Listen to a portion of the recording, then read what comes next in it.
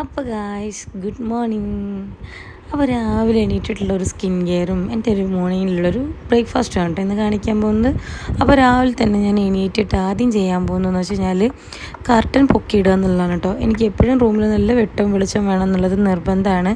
അതിനുശേഷം ഞാൻ ബെഡ്ഷീറ്റ് എല്ലാം ഒന്ന് വൃത്തിയാക്കിയിട്ട് പുതപ്പ് ഒന്ന് മടക്കിയിടും. കണ്ണമോൻ എണീറ്റിട്ടുണ്ടെങ്കിലാണ് പുതപ്പൊക്കെ മടക്കിയിടാൻ പറ്റുള്ളൂ കേട്ടോ. കണ്ണമോൻ എണീറ്റിട്ടില്ല എന്നുണ്ടെങ്കിൽ മടക്കിയിടാൻ പറ്റില്ല. പിന്നെ അവനൊക്കെ എണീറ്റതിന് ശേഷമാണ് നീറ്റാക്കി ഇടാൻ പറ്റുള്ളൂ കേട്ടോ. അപ്പോൾ ഒന്ന് വിഷ്ണുവേട്ടനും ഇല്ല, അമ്പുടും ഇല്ല. അതുകൊണ്ട് എനിക്ക് നേരത്തെ തന്നെ ഇതെല്ലാം മടക്കി ഒതുക്കി സെറ്റാക്കി വെക്കാൻ പറ്റി കേട്ടോ. പിന്നെ ഞാൻ മുടിയെല്ലാം രണ്ട് സൈഡിലേക്ക് പിന്നിട്ടിട്ടാണ് കിടക്കാറുള്ളത് ഇപ്പോൾ കുറച്ച് ദിവസമായിട്ട്. അതിൻ്റെ കാരണം എന്താണെന്ന് ഞാൻ വീഡിയോയിലല്ല വരുന്നതിൽ പറയുന്നുണ്ട് കേട്ടോ.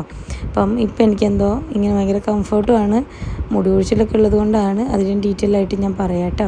അപ്പോൾ ഞാൻ പോയിട്ട് ഇനി ബ്രഷൊക്കെ ഒന്ന് ചെയ്തിട്ട് വരാം. ബ്രഷ് ചെയ്യാൻ എന്തായാലും നിങ്ങൾ വരണ്ട, ഞാൻ പോയിട്ട് വരാം കേട്ടോ. അപ്പോൾ എന്തായാലും നമുക്ക് ബ്രഷ് ചെയ്തിട്ട് വരാം. Okay guys, good morning. സൂപ്പറല്ലേ ഇത്? അപ്പോൾ ഞാൻ ബ്രഷൊക്കെ ചെയ്തു കേട്ടോ. ഞാൻ വെറുതെ ബ്രഷൊന്നും തേക്കുന്നത് നിങ്ങളെ കാണിച്ചില്ല, വെറുതെ എന്തിനാന്ന് വിചാരിച്ചു. അപ്പോൾ അത് കാരണം ബ്രഷൊക്കെ തേപ്പ് കഴിഞ്ഞു. ബ്രഷ് പല്ലേപ്പൊക്കെ കഴിഞ്ഞു. ഇനിയുള്ളത് ഡ്യൂട്ടി നമ്മുടെ മുടി അഴിച്ച് കെട്ടുക എന്നുള്ളതാണ്. അപ്പോൾ ഇതിങ്ങനെ കെട്ടി വെക്കുന്നത് എന്താണെന്ന് വെച്ച് കഴിഞ്ഞാൽ കഴിഞ്ഞ ദിവസം തൊട്ടിട്ട് ഞാൻ ഇങ്ങനെ കെട്ടിൽ തുടങ്ങിയത്. ചെറിയ ഹെയർ ലോസ് ഉണ്ട് ഇപ്പോൾ, ക്ലൈമറ്റിൻ്റെ ആണെന്ന് തോന്നുന്നു. അപ്പോൾ അതിൻ്റെ ഹെയറിന് ആവശ്യമായിട്ടുള്ള നമ്മുടെ ഹെയർ കെയറൊക്കെ രാത്രി കൊടുത്ത് നന്നായിട്ട് കെട്ടൊക്കെ വീഴ്ത്തി ചീവി സെറ്റ് ചെയ്തിട്ട് ഞാൻ അങ്ങനെ ഇതുപോലെ പിന്നിടും. വേറെ ഒന്നുമല്ല, അതല്ലെങ്കിൽ പിന്നെ എപ്പോഴും ഇങ്ങനെ നമ്മൾ മുടി അഴിച്ച് കെട്ടുമ്പോഴൊക്കെ മുടി നല്ല രീതിയിൽ മുടി ഇങ്ങനെ ഊരി പോവും. അപ്പോൾ അതിൽ നല്ലത് ഞാൻ ഓർക്കും, ഞാൻ എപ്പോഴും ഹെയറിൽ കൊടുക്കേണ്ട ഇതൊക്കെ കൊടുത്തതിന് ശേഷം ഞാനിങ്ങനെ പിന്നെ ഇങ്ങനെ അറ്റത്ത് കൊണ്ടുവന്ന് ഇതിങ്ങനെ മടക്കിയിടും. അതാകുമ്പോൾ അവിടെ കിടക്കുകയും ചെയ്യും. എനിക്ക് ഭയങ്കര കംഫർട്ടുമാണ്. എനിക്ക് ആ ഭാഗത്തേക്ക് ചിന്തിക്കുകയേ വേണ്ട. അത് കാരണമാണ് കേട്ടോ. പിന്നെ രാവിലെ ഞാൻ എല്ലാ ദിവസവും മുടി ഇങ്ങനെ കുടഞ്ഞ് കെട്ടുന്നത് കൊണ്ട് എനിക്കിത് ചെയ്യാതിരിക്കാനും പറ്റത്തില്ല. സോ അതുകൊണ്ടാണ് രാവിലെ നീറ്റ് കഴിയുമ്പോൾ ഞാനിതൊന്ന് കുടഞ്ഞ് കെട്ടുന്നത്. ഞാൻ ഇനി ഇങ്ങനെ തന്നെ കെട്ടിയിടുക ചെയ്യുന്നത് കേട്ടോ. ഇപ്പോൾ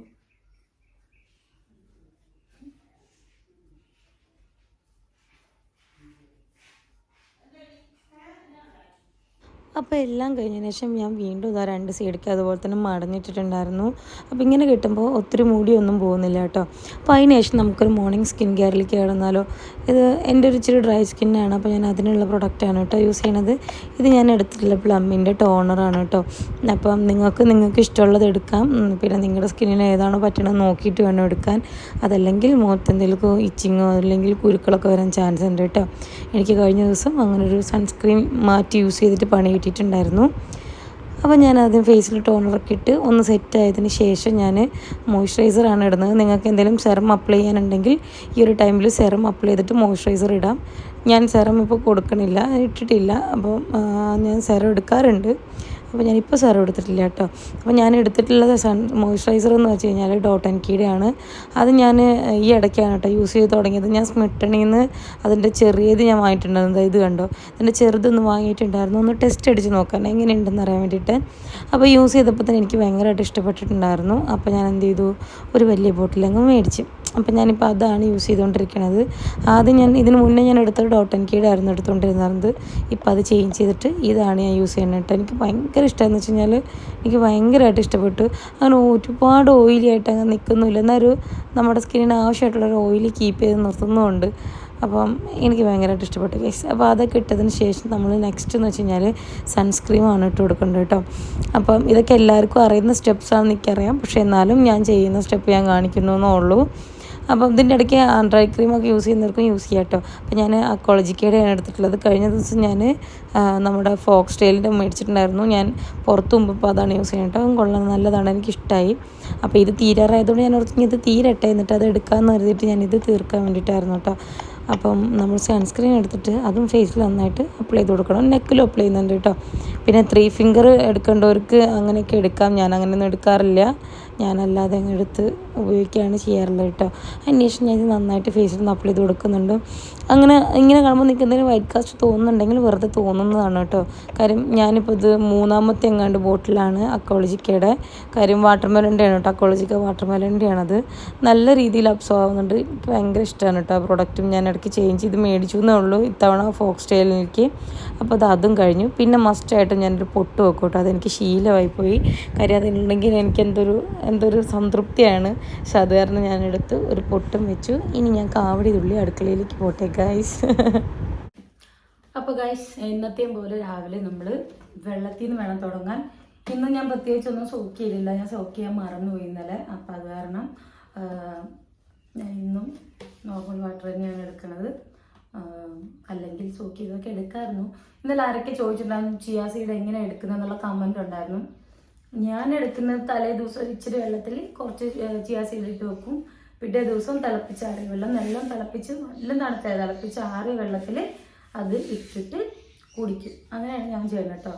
ചിലർ പറയുന്ന കേൾക്കാം ചിയാ സീഡ് 10 മിനിറ്റൊക്കെ ഇട്ട് വെച്ചാൽ മതി എന്നൊക്കെ പറയുന്നത്. ഞാൻ പക്ഷേ തലേ ദിവസം സോക്ക് ചെയ്യാറുണ്ട് കേട്ടോ. അതാകുമ്പോൾ രാവിലേക്ക് സെറ്റായിരിക്കും. എന്നിട്ട് ഞാൻ വെള്ളം കുടിക്കും. അതല്ലെങ്കിൽ ചെറിയ കറുത്ത മുന്തിരിക്കില്ല, അതൊക്കെ ഇട്ട് വെക്കും. പിറ്റേ ദിവസം അതൊന്നിങ്ങനെ പിഴിഞ്ഞ് അത് കുടിക്കും. അതല്ലെങ്കിൽ നോർമൽ വാം വാട്ടറായിട്ട് നോർമലായിട്ട് കുടിക്കും.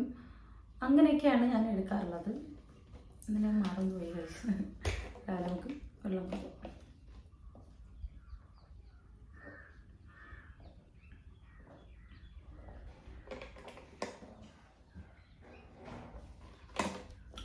അപ്പോൾ എൻ്റെ അടുത്ത് ചോദിച്ചിട്ടുണ്ടായിരുന്നു ഞാൻ എത്ര വെയിറ്റ് ആയി ഇപ്പോൾ ചോദിച്ചിട്ടുണ്ടായിരുന്നു. ഞാൻ സത്യത്തിൽ ഞാൻ കണ്ണമോനെ പ്രസവിക്കുന്ന സമയത്ത് 71 കിലോ ഉണ്ടായിരുന്നു ഞാൻ പ്രസവത്തിൻ്റെ അന്ന്. എന്നിട്ട് അവനെ പ്രസവം കഴിഞ്ഞ് കഴിഞ്ഞപ്പോൾ അവൻ്റെ 28 ആയപ്പോഴത്തേനും അത് നേരെ 60 കിലോയിലേക്ക് വന്നിട്ടുണ്ടായിരുന്നു കേട്ടോ. അവൻ്റെ 28ൻ്റെ സമയത്തിന് 60-61 അങ്ങാണ്ടായിരുന്നു ഉണ്ടായിരുന്നത്. അന്ന് ഞാൻ ഭയങ്കരമായിട്ട് ക്ഷീണിച്ചിരിക്കുകയായിരുന്നു. പിന്നെ അത് കഴിഞ്ഞിട്ട് ഞാൻ കൂടി. പിന്നെ അത് കൂടിയിട്ട് 64ആയി, 63, 64, 62 ഈ 3 കിടന്ന് കളിയായിരുന്നു ഞാൻ കേട്ടോ. അപ്പോൾ 2 മാസം മുന്നേ, അതായത് ഡിസംബറിൽ ലാസ്റ്റിക്ക് ഞാൻ 65 കിലോ ആയി. അപ്പോൾ എനിക്ക് ടെൻഷനായി തുടങ്ങി. അത്രയും വെയിറ്റൊക്കെ വന്നപ്പോൾ എനിക്കത് ഭയങ്കര ടെൻഷൻ തുടങ്ങിയായിരുന്നു. നമുക്ക് ഇഷ്ടപ്പെട്ട ഔട്ട്ഫിറ്റൊക്കെ ഇടാൻ പറ്റത്തില്ലേ. എന്നെ സംബന്ധിച്ച് ഈ ഒരു സംഭവം വണ്ണം കൂടുമ്പോൾ കൂടുന്നതായിട്ട് എനിക്ക് തോന്നിയിട്ടുണ്ട്. പക്ഷെ വണ്ണം കുറയുന്നതായിരിക്കുന്ന ഒരുപാട് കുറയുന്നതായിട്ട് എനിക്ക് ഫീൽ ചെയ്യുന്നില്ല. എനിക്കത് ഒന്നുകൂടെ തൈറോയ്ഡ് ചെക്ക് ചെയ്യണം, സ്കാൻ ചെയ്ത് നോക്കണം എന്ന് ഡോക്ടറും കഴിഞ്ഞ ദിവസം പറഞ്ഞിട്ടുണ്ടായിരുന്നു കേട്ടോ. അപ്പോൾ അത് കാരണം അപ്പോൾ അങ്ങനെ കൂടിയപ്പോൾ ഞാൻ എന്ത് ചെയ്തു, വെയിറ്റ് ലോസ് ചെയ്യാൻ തന്നെ തീരുമാനിച്ചു. അതെ പറഞ്ഞു വന്നത്. അപ്പോൾ അങ്ങനെ 65 എത്തിയപ്പോൾ ടെൻഷൻ കാരണം ഞാൻ വെയിറ്റ് ലോസ് ചെയ്യാൻ തീരുമാനിച്ചു. ഞാൻ ജാനുവരിയിൽ സ്റ്റാർട്ട് ചെയ്തു. ജാനുവരി 1 ജാനുവരി 3 അങ്ങാണ്ടാണ് ഞാൻ സ്റ്റാർട്ട് ചെയ്തത് കേട്ടോ. അത് കഴിഞ്ഞിട്ട് ഇപ്പം 2 മാസം, ഇപ്പം ഒരു മാസം ജാനുവരിയിൽ 1 മാസം തികഞ്ഞതിന് ശേഷം പിന്നെ ഒരു 20 ദിവസത്തെ ഗ്യാപ്പ് വന്നിട്ടുണ്ടായിരുന്നു. കാര്യം കണ്ണമോന് ഹോസ്പിറ്റലിൽ അഡ്മിറ്റ് ആവലും പിന്നെ 10 ദിവസം നെക്സ്റ്റ് ബാച്ച് തുടങ്ങാൻ 10 ദിവസത്തെ ഗ്യാപ്പ് ഉണ്ടായിരുന്നു.